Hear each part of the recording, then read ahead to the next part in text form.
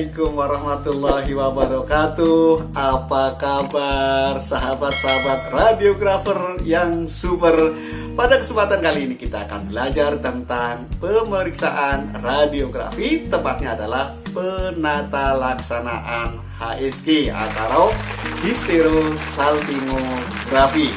Pemeriksaan ini merupakan bagian dari pemeriksaan traktus reproduksi atau sistem reproduksi. HSG juga biasa dikenal dengan pemeriksaan uterosalpingografi. Adalah merupakan pemeriksaan radiodiagnostik untuk mengetahui anatomi dan fisiologi alat genetial wanita. Dan nanti juga kita akan melihat tuba falopi. Kapan dilakukan pemeriksaannya?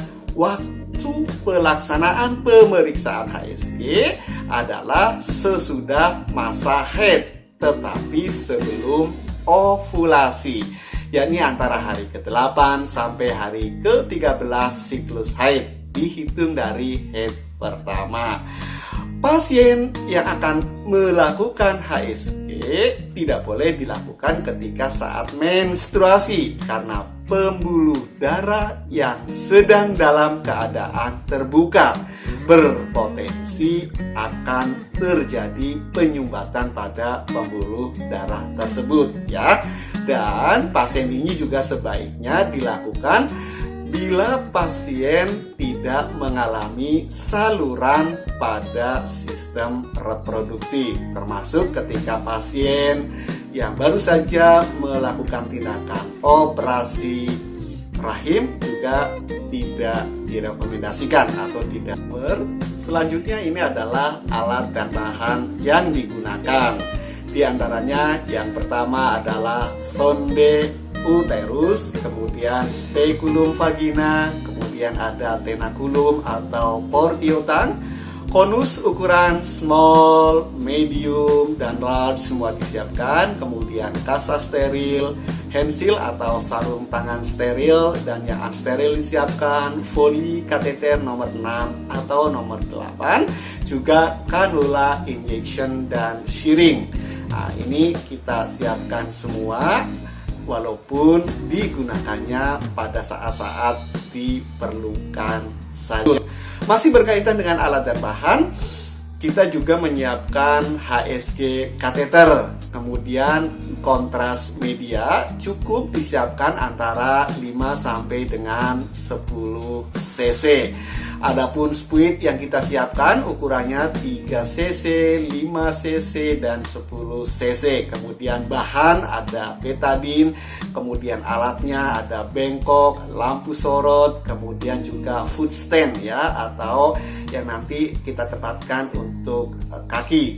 Dan ini adalah contoh-contoh gambar untuk sahabat-sahabat yang mungkin belum pernah melakukan. Ada HSG set, kemudian ada HSG kateter, dan ini adalah Foley kateter yang ukurannya antara 6 atau nomor 8. Berikut adalah gambar speculum, dan inilah merupakan gambar sonde atau tepatnya sonde uterus. Alat dan bahan berikutnya yang juga harus kita siapkan diantaranya adalah gambar ini. Mungkin teman-teman sudah tidak asing, betul. Ini adalah gambar bengkok.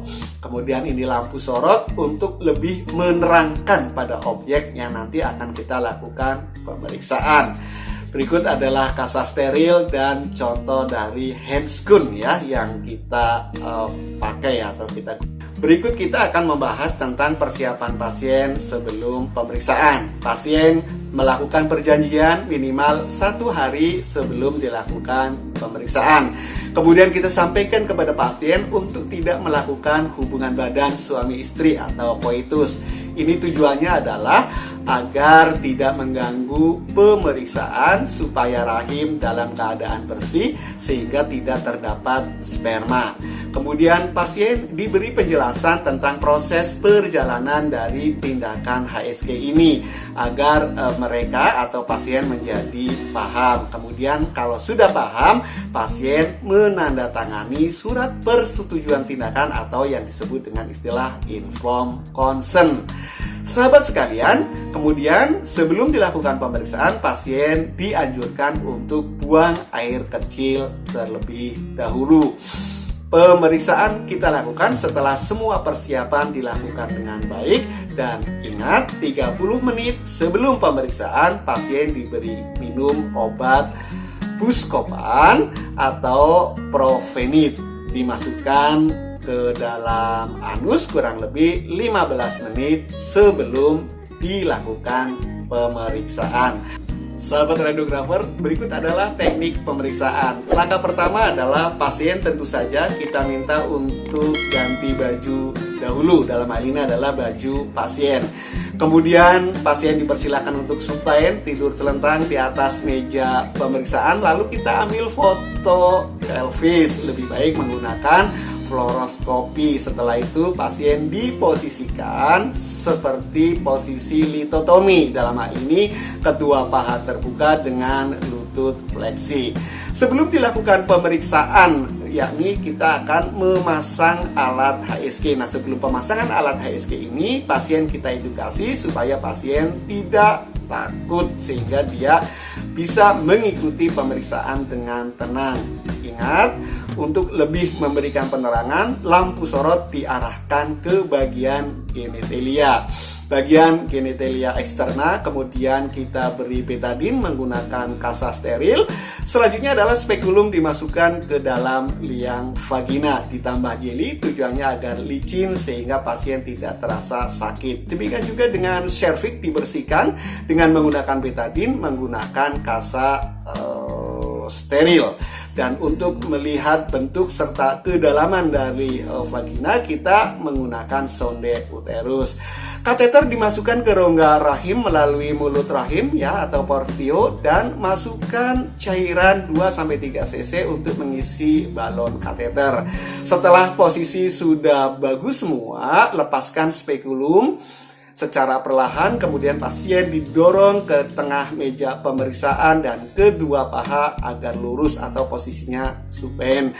Kemudian radiolog memasukkan kontras media melalui kateter sambil dimonitor menggunakan fluoroskopi untuk melihat jalannya kontras, dan diambil beberapa gambaran ketika cairan kontras sudah memenuhi rahim dan masuk ke dalam saluran telur, sehingga bila tidak ada sumbatan atau tumpahan ke dalam rongga perut atau sesuai dengan kebutuhan.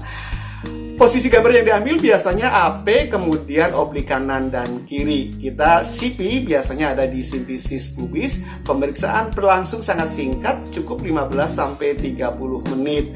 Adapun pengambilan gambar terakhir pada saat kateter dilepas. Sambil kita fluoroskopi, kemudian kita ambil gambar yang paling akhir ya setelah semua tindakan selesai. Setelah selesai, pasien dipersilakan untuk bersih-bersih di kamar mandi dan diberikan pembalut sambil diberitahukan untuk selanjutnya adalah bed rest total. Apabila perut terasa sakit dan sakitnya tidak bisa ditahan, maka dipersilakan untuk minum obat anti nyeri.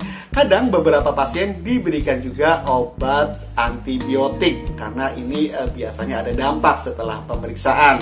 Beberapa efek samping diantaranya adalah pendarahan pervagina yang hebat, yang berat, kemudian infeksi organ genitial baik bagian dalam maupun luar. Perut terasa sakit seperti sedang haid dan kadang keluar flek dalam 2 atau 3 hari ke depan. Bagaimana dengan kriteria gambaran pada tiap proyeksi dalam pemeriksaan HSG? Pertama adalah proyeksi AP. Kriteria gambarannya adalah gambar tampak pengisian dari bahan kontras ke dalam tuba Fallopi ya. Dan berikutnya adalah proyeksi oblik kanan. Pada proyeksi oblik kanan tampak gambaran pengisian bahan kontras pada cavum uteri, tuba uterus, dan spil pada rongga peritoneum. Nah, ini adalah contoh gambar pada proyeksi AP dan proyeksi oblik kanan. Bagaimana dengan proyeksi oblik kiri? Hampir sama dengan proyeksi dari oblik kanan.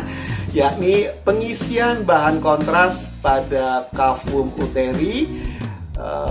Nanti bisa kita perhatikan apakah spill atau tidak gitu. Kemudian setelah posisi AP, oblik kanan dan oblik kiri, dilanjutkan dengan post void atau post mixi. Jadi setelah pasien kemudian buang air ya dan melakukan bersih-bersih. Ini adalah contoh dari beberapa gambaran ya, gambaran oblik kiri dan gambaran ini AP full ya, AP full. Selanjutnya adalah kriteria gambar secara umum. Daerah pelvis tentu harus mencakup vesika urinaria, jangan sampai terpotong. Daerah uterus atau pintu panggul atas terlihat di pertengahan film. Tampak sisa kontras bagian telah kosong, ini setelah posmiksi. Dan posisi yang ada di gambar merupakan contoh dari posisi lithotomy. Dan tadi merupakan gambar yang terakhir adalah contoh posmiksi. Demikianlah pembahasan tentang HSG, hysterosalpingografi. Mudah-mudahan bermanfaat untuk Anda dan kita akan ketemu lagi pada pembelajaran berikutnya. Goodbye. Assalamualaikum warahmatullahi wabarakatuh.